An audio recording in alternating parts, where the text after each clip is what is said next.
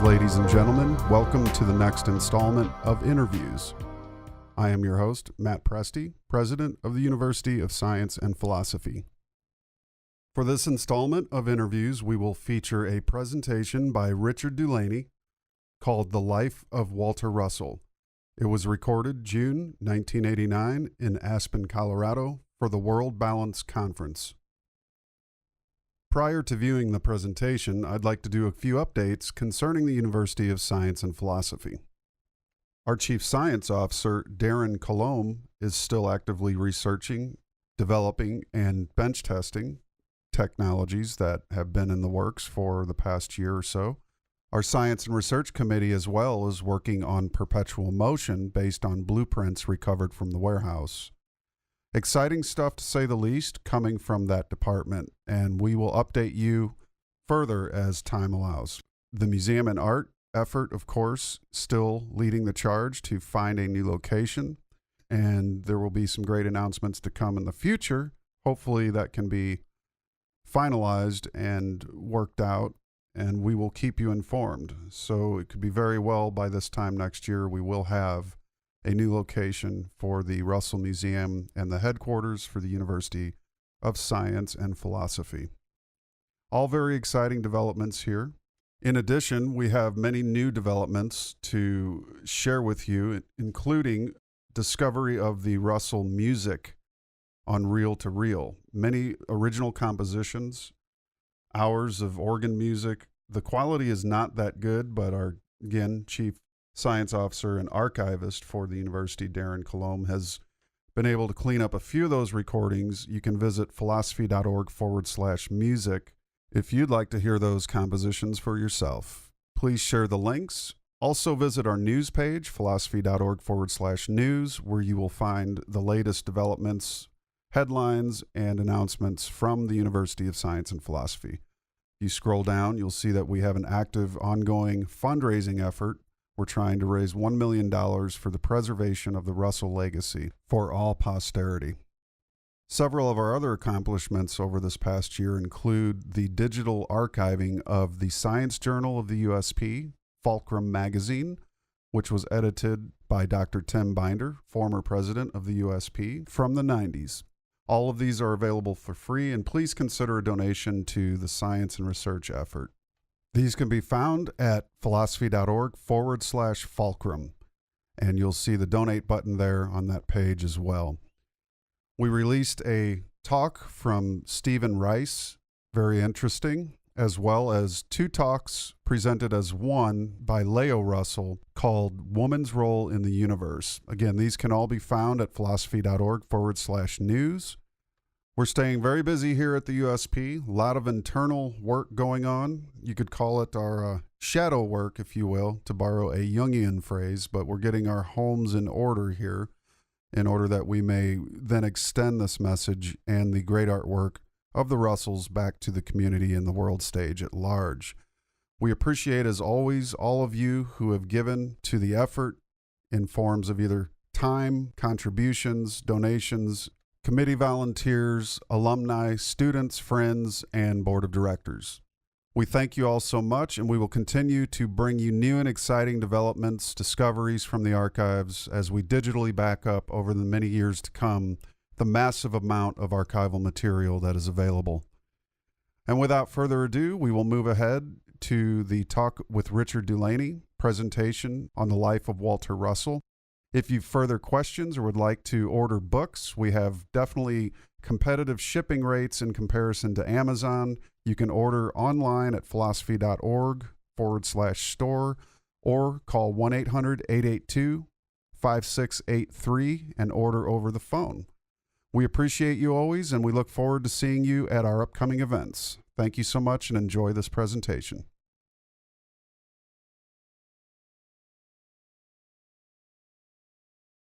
Our next speaker has been a student of the Russells since approximately, I think, 1969. I've known Richard Dulaney for the last, I don't know how many years now, probably as long as, at least as long as I knew Leo Russell, since 1974. And Richard has been indefatigable server for the cause that the Russells took up when they came into this world. And he served on the board of directors for a number of years. And he's here to speak to you about the life of Walter Russell. Let's give him a good hand, folks.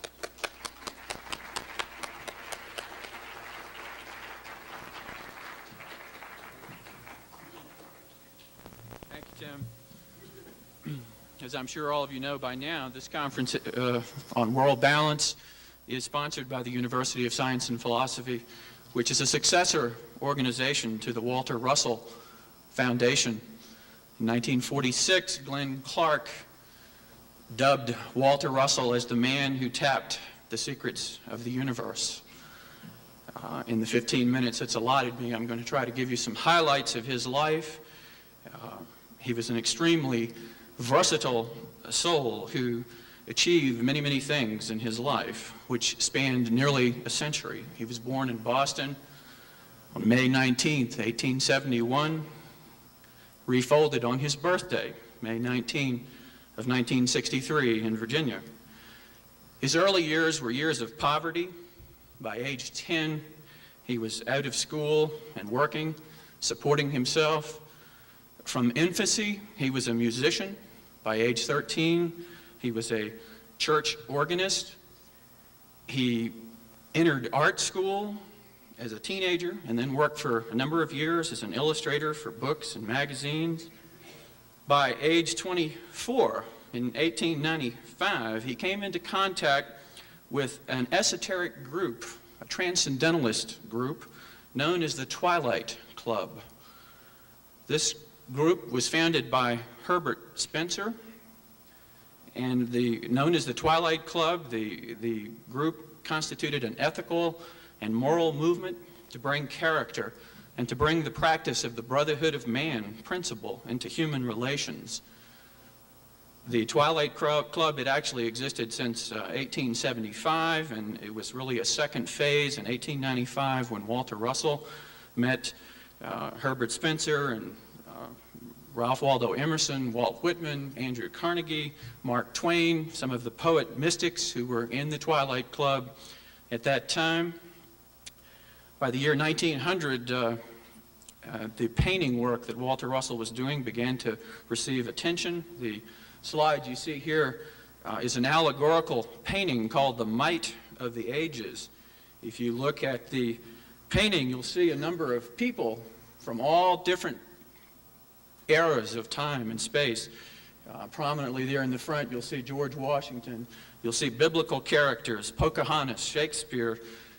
This allegorical painting was intended by Walter Russell to reflect the cumulative power of thought in building our civilization. In the early 1900s, he was involved with portrait painting, children at first, later adults. The Home Journal magazine commissioned him to paint the 12 most beautiful children in America. He also did pencil drawings, such as the one you see here, which is almost uncanny, the accuracy that he has with a mere pencil. Without prior training, Walter Russell entered into architecture. He designed studios and apartment buildings in New York City and Florida. He originated the duplex apartment idea. He originated the cooperative ownership idea. Until 1921, Walter Russell was a musician, a composer, a painter. His was the mind of an artist with no knowledge of science. Beginning May 10 of 1921, however, Walter Russell experienced a major illumination into cosmic consciousness, which changed and transformed him forever. For a period of 39 days and nights, he was out of his body, experiencing a severance of the sensation of his senses from his consciousness. He had previously, in May of every year of his life, experienced minor illuminations, which were more intense every 7th year of his life. These previous illuminations had served to make him a more masterful artist. This major illumination, however, in 1921 gave him a complete scientific understanding of God and of God's ways and processes of creation. It was revealed to him the secret of light, that this is a light wave universe. He had revealed to him the geometry of space, cube, sphere, wave fields, as he sets it out in his scientific teachings. During this period of illumination, his family was very worried about him. He was isolated essentially for this period of 39 days, and throughout the studio where he was during this time, he was ceaselessly writing diagrams and writings, and they thought he'd gone crazy. They summoned a doctor and the president of the Bar Association in New York to have him declared insane and put into a mental institution. And these men were summoned by his family, and the doctor looked at the scientific drawings and he said, "I had no idea Walter had such a profound knowledge of chemistry." And the lawyer looked at the writings and said, "These writings out-Walt Whitman for poetic beauty. Something's happening here. This man is not crazy. Give it time and he'll be all right." It took 3 months for Walter Russell to return to normalcy. During the next 6 years, he spent much of his time studying the terminology of traditional science. During this period of time, he completed what's known as the Russell Table of the Elements, 2 charts. This is a later 1960 comprehensive chart that you see on the slide.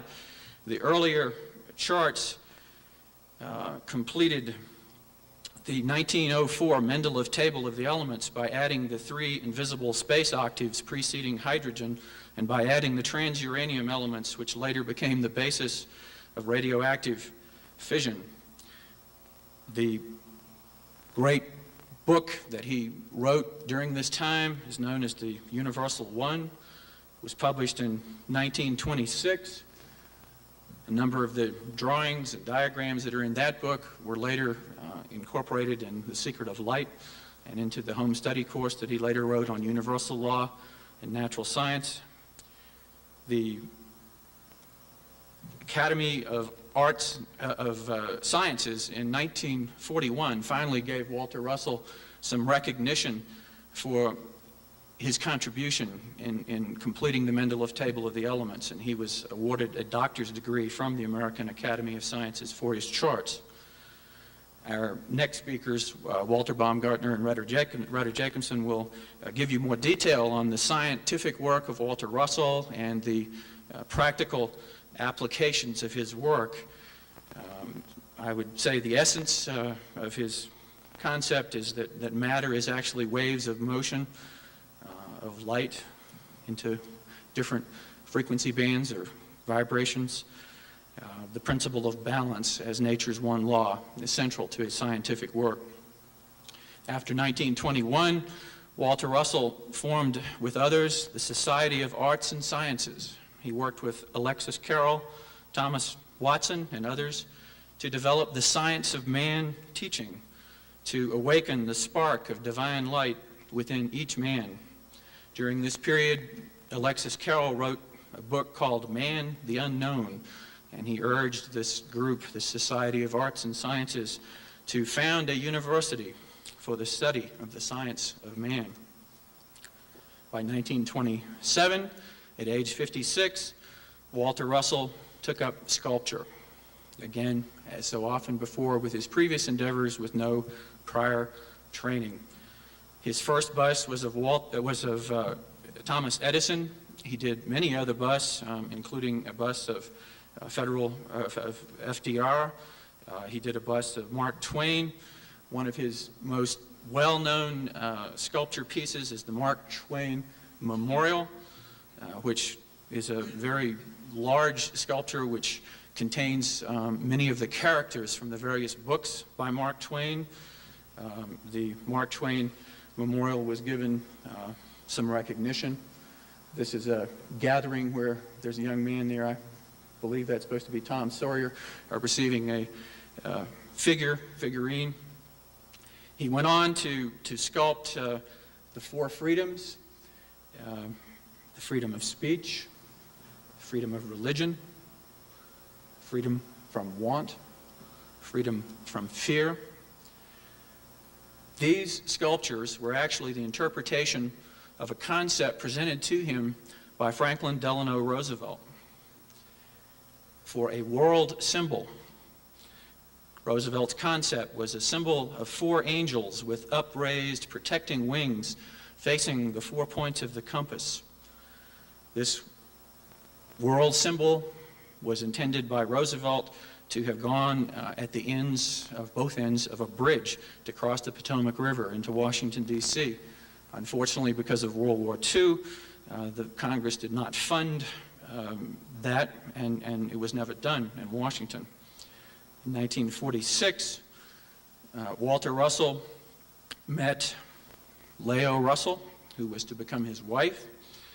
She had read a little book that I referred to earlier by Glenn Clark, The Man Who Tapped the Secrets of the Universe, which is essentially a little biography of Walter Russell, and which is an introduction to The Secret of Light, which is a scientific work that he published in 1946.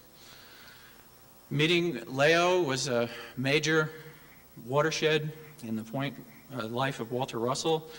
For over 50 years, he had worked first with the Twilight Club and then with the Society of Arts and Sciences in the ethical moral movement, which he had put so much energy into, and that had fallen by the wayside during World War II.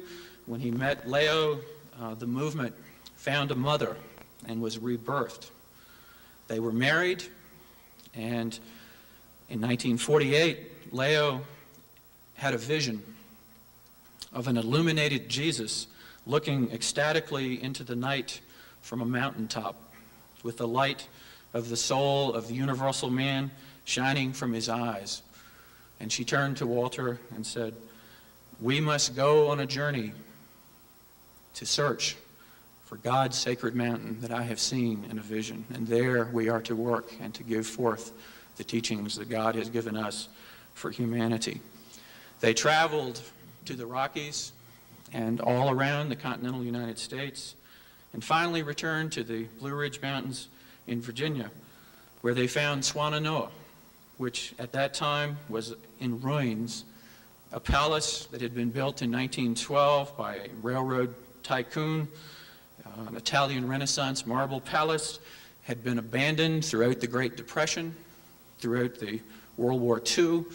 When they moved into the Swannanoa Palace, there wasn't a doorknob on any door, there was no electricity, the windows were out, and the jungle, the woods, the forest was overtaking the building. They labored for about 6 months to simply make Swannanoa Palace habitable, and then on May 2nd, 1949, they dedicated the Walter Russell Foundation at Swannanoa as a world cultural center for the unification of mankind through knowledge of the light. They continued to restore and work on the Swannanoa Palace and gardens, and during this time they also were writing their books together and their home study course. On July 29 of 1950, they dedicated a 30-foot model of the Christ of the Blue Ridge, which had been foreseen by Leo in her vision. They proceeded throughout the next 10 years to write a number of books, to give lectures both at the university, at Swannanoa, and also traveling. They wrote their home study course together. And then in 1957, they incorporated the Walter Russell Foundation as the University of Science and Philosophy. Walter Russell worked with his beloved Leo until his refolding on May 19, 1963, at age 92. As you'll hear tomorrow from my friend and co-worker J.B. Yount, Leo continued the work to give the science of man teaching forth and to express love and to teach unity of man. Thank you.